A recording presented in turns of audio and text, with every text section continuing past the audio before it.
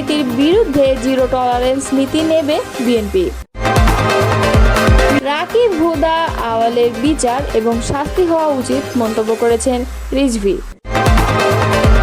8 August দ্বিতীয় স্বাধীনতা নষ্টের ছাড় দেওয়ার এবং বিপ্লব বেহাতের কর্মযজ্ঞ শুরু হয়েছে, এমনটাই মন্তব্য করেছেন সার্জিস আলম। প্রধান উপদেষ্টার সঙ্গে সিইসি সাক্ষাৎ। এতক্ষণ শুনছিলেন সংবাদ শিরোনাম, এবারে বিস্তারিত। সাবেক 3 সিইসি হলেন 2014 সালের নির্বাচনে তৎকালীন সিইসি কাজী রকিবউদ্দিন আহমেদ, 2018 সালের নির্বাচনে তৎকালীন সিইসি একেএম নুরুল হুদা এবং 2024 সালের নির্বাচনে তৎকালীন প্রধান নির্বাচন কমিশনার কাজী হাবিবুল আওয়াল।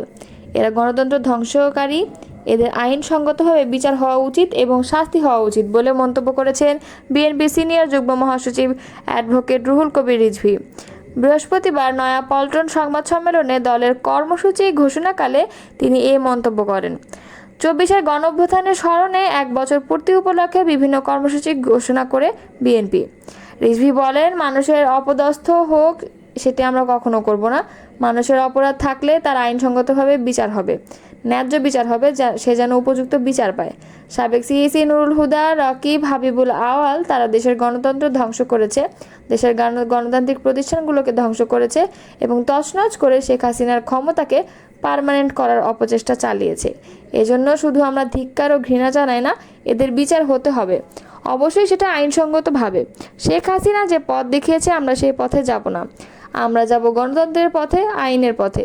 এজন্যই তো আমাদের 16 বছরের আন্দোলন সংগ্রাম। আইন হাতে তুলে নেব না। কেন আমরা একজনকে ঢিল বা ডিম ছুঁড়ে মারব, গলায় জুতার মালা পরাবো? সে অন্য দলের হোক, তার অপরাধের ন্যায্য বিচার হতে হবে। সাবেক 3 নির্বাচন কমিশনার গণতন্ত্র ধ্বংসকারী, অবাধ সুষ্ঠু নির্বাচনকে তারা মাটি চাপা দিয়েছে। কাউকে লেলিয়ে দিয়ে বেআইনিভাবে রাস্তার মধ্যে যাকে তাকে আঘাত করতে হবে না, এটা আমরা করব না। তিনি বলেন, আমরা গেল 16 বছর কখনো খেতে পেরেছি, কখনো খেতে পারিনি, অধিকাংশ দিন ঘুমাতে পারিনি, রাতের পর রাত আমাদের এইভাবে জীবনযাপন করতে হয়েছে।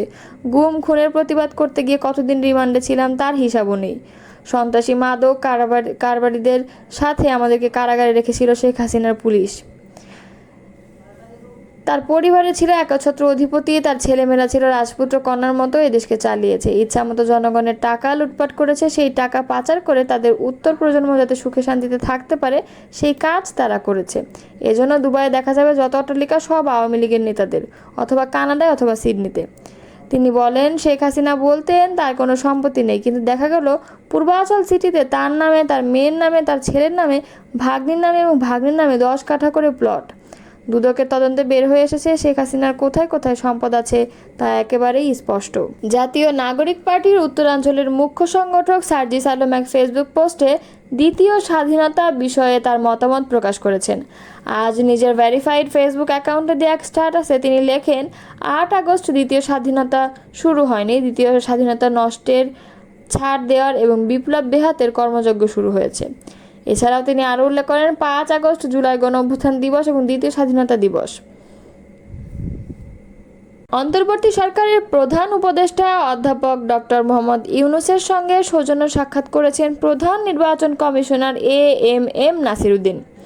বৃহস্পতিবার বিকেলে রাষ্ট্রীয় অতিথি ভবন যমুনায় ওই সাক্ষাতে মিলিত হন তারা। এর আগে নির্বাচন কমিশনের সিনিয়র সচিব আক্তার আহমেদ জানান, ভোটার তালিকায় কারা যুক্ত হবেন তা নির্ধারণ করবে নির্বাচন কমিশন। এমন বিধান রেখে ভোটার তালিকা আইন সংশোধন করতে আইন মন্ত্রণালয়ে পাঠানো হয়েছে। 76টি আসনের সীমানা পুনর্নির্ধারণ চেয়ে পর্যালোচনা চলছে বলেও জানিয়েছেন তিনি। একই দিনে রাষ্ট্রীয় অতিথি ভবন যমুনায় ধর্ম মন্ত্রণালয়ের প্রতিনিধিদের সঙ্গে বৈঠক করেন প্রধান উপদেষ্টা। বৈঠকে চলতি বছরের হজ ব্যবস্থাপনা সুষ্ঠুভাবে সম্পন্ন করার ধর্ম মন্ত্রণালয় সহ সংশ্লিষ্টদের অভিনন্দন জানান তিনি। এছাড়াও আগামী বছরের হজ ব্যবস্থাপনা যেন নির্বিঘ্নে সম্পন্ন করা যায়, এখন থেকে তার প্রস্তুতি শুরু করতে ধর্ম মন্ত্রণালয়কে নির্দেশ দিয়েছেন তিনি। বিএনপি ক্ষমতায় গেলে দুর্নীতির বিরুদ্ধে জিরো টলারেন্স নীতি নেওয়া হবে বলে জানিয়েছে দলটির যুগ্ম মহাসচিব শহীদউদ্দীন চৌধুরী অ্যানি। তিনি বলেন, দুর্নীতি, দুঃশাসন আমাদের সমাজ ব্যবস্থাকে ধ্বংস করে দিয়েছে। স্বাধীনতার পর থেকে দেশের প্রশাসনের লাল ফিতার দৌরাত্ম্য দেখে আসছি কম বেশি। সমাজে কিছু ব্যক্তি অথবা রাজনীতির সঙ্গে জড়িত ব্যক্তিরা এই ধরনের কর্মকাণ্ডে জড়িত রয়েছে বিধায় দুর্নীতি বেড়েছে। কিন্তু গত 17 বছরে দুর্নীতি ছিল আকাশচুম্বী। হাজার হাজার কোটি টাকা পাচার হয়েছে। এটা যদি আমরা সবাই মিলে রোধ করতে না পারি, তাহলে আজকে বাংলাদেশ যে খাদের কিনারায় চলে গেছে, এখান থেকে উদ্ধার হতে হলে দুর্নীতি বন্ধ করতে হবে। বৃহস্পতিবার সেগুনবাগিচায় ঢাকা রিপোর্টার্স ইউনিটিতে মিট দ্য রিপোর্টার্স অনুষ্ঠানে সাংবাদিকদের প্রশ্নের জবাবে তিনি এসব কথা বলেন। অ্যানি বলেন, আমরা বিএনপির 31 দফায় উল্লেখ করেছি দুর্নীতি বন্ধ করার জন্য কঠিন পদক্ষেপ নিতে হবে। দুর্নীতি দূর করতে দলের ভারপ্রাপ্ত চেয়ারম্যান তারেক রহমানের নেতৃত্বে আমরা এখন থেকেই কাজ শুরু করেছি। এটা বিএনপির জন্য একটি কঠিন চ্যালেঞ্জ। এই কঠিন চ্যালেঞ্জ গ্রহণ করার জন্য আমরা প্রস্তুত আছি। শুধু প্রশাসনে নয়, তার বাইরে যাতে কেউ দুর্নীতি করতে না পারে এবং তার নিয়ন্ত্রণে সর্বোচ্চ কঠিন ভূমিকা নেবে বিএনপি। আগামী নির্বাচনে কারা বিএনপির মনোনয়নের জন্য উপযুক্ত হবেন এ প্রসঙ্গে জানতে চাইলে শহীদুদ্দিন অ্যানি বলেন, আমাদের দলের স্থায়ী কমিটি, ভারপ্রাপ্ত চেয়ারম্যান এবং চেয়ারপারসনের পরামর্শ নিয়ে দল পরিচালিত হচ্ছে। তাদের কাছে অনুরোধ করেছি, সারা দেশে নিজস্ব জরিপের মধ্য দিয়ে যিনি সবচেয়ে জনপ্রিয়, এলাকায় নির্বাচন করার জন্য উপযোগী হবেন, দীর্ঘদিনের রাজনৈতিক অভিজ্ঞতা রয়েছে, ত্যাগী, তাকেই দল বাছাই করে নেবে।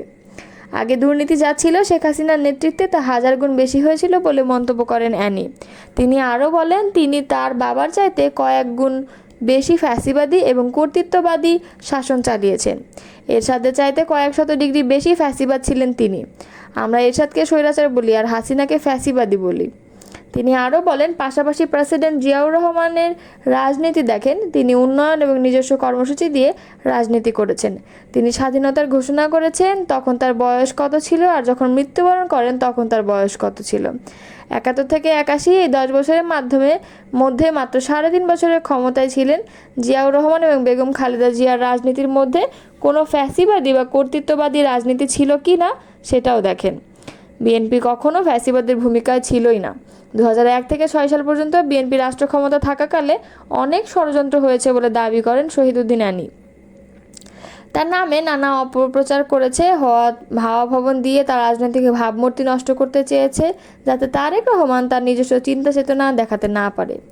বিএনপি ক্ষমতায় গেলে বহির্বিশ্বে বাংলাদেশের ভাবমূর্তি উন্নয়নে কী ধরনের উদ্যোগ নেবে জানতে চাইলে অ্যানি বলেন, বিদেশে আমাদের বন্ধু থাকবে, প্রভু থাকবে না।